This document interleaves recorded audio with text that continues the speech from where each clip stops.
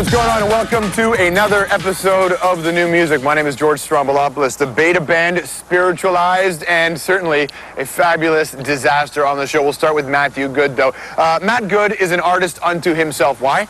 Because he speaks his mind, even when he says things that may not be, I guess, considered popular by all accounts. Matt Good writes stuff for the Matthew Good Band, obviously, but on his website, he's been pumping out manifestos for a long time. So what does he do? He collects all those manifestos, puts it in a book, it's beautifully titled, and at last, there's nothing left to say. In the Mind of Matt Good.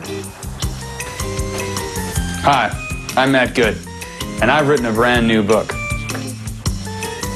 Ah, here it is. Thanks, ladies. Picture yourself sleeping on a plane. Who here doesn't own the book? Leave.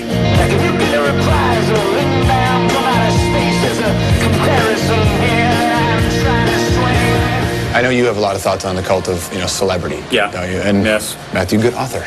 Yeah, I know. I'm just trying to turn myself into a Canadian icon. Lyman? Everybody thinks that writing a book is a form of creative expression. Well, unfortunately, that's crap. Lyman? What inspires you to write? Yeah, that's a hard question to answer. Nothing really. I just do it. Boredom. I take the piss of myself all over the place in that, and I think, satire is always the best, for me, literary medium to do, say, or anything.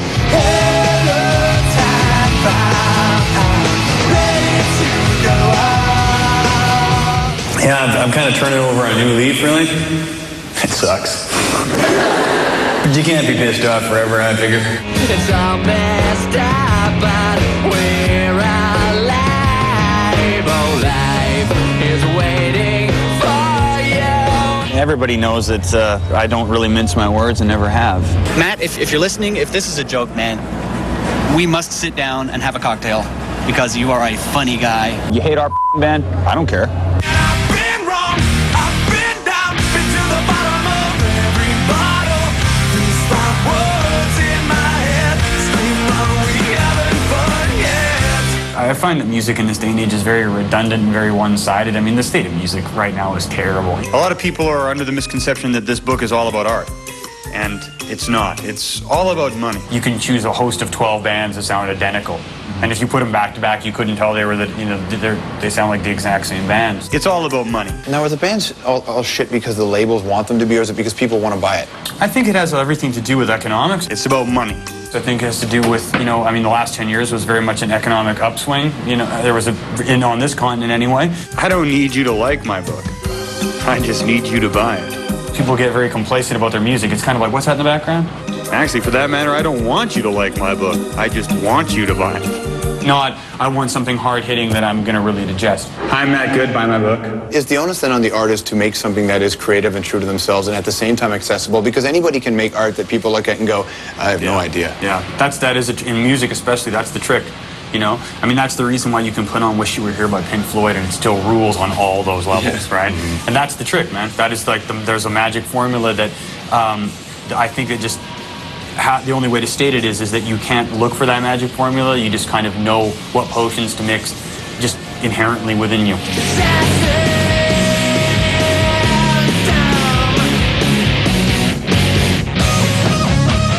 We live in a country and in a time of just heightened consumerism. So there's no escaping it no matter where you go. I mean, you may sit on a computer and, type out, I believe this and I believe that. You're still on a freaking luxury item that 70% of the world doesn't own.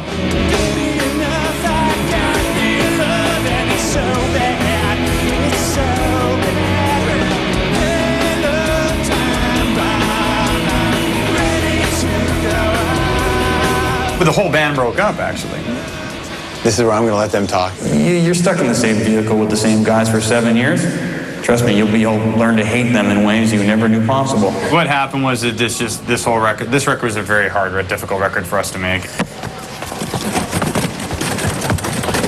When I was writing this record, I was going through kind of like a lot of anxiety, and they planned to use my execution to kick off the county fair. By the end of the record, everyone was kind of pulling their hair out, and various members of the band were just like, screw this, I'm going to go work on something else. I kicked everybody out of the studio. I hear whispers that they will hang me. We broke up hourly.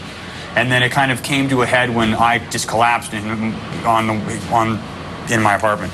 There are those that wish to see me electrocuted, but it seems they only have one generator and cannot spare the power. Is it just exhaustion? I'd had it. Exhaustion, stress. Anxiety. It was painful. It was a painful process the last year making this record. Can you hear your blood pound? You will burn in hell for your blasphemy. Jesus loves all people, but I'm afraid that he will never love you. That's an email. How do you go through your days, Matthew, knowing Well, that? you see, I said, that's why there was an idiot in 1-900-IDIOT Savant. To be honest, I really don't miss it much. I find that I have more time to blaspheme this way. The beautiful thing with Idiot Savant is unless they're savant, it's just idiot. Exactly. I'm frantic, so look me up. Anyway, I've been passively entertaining. Thanks for coming, everybody.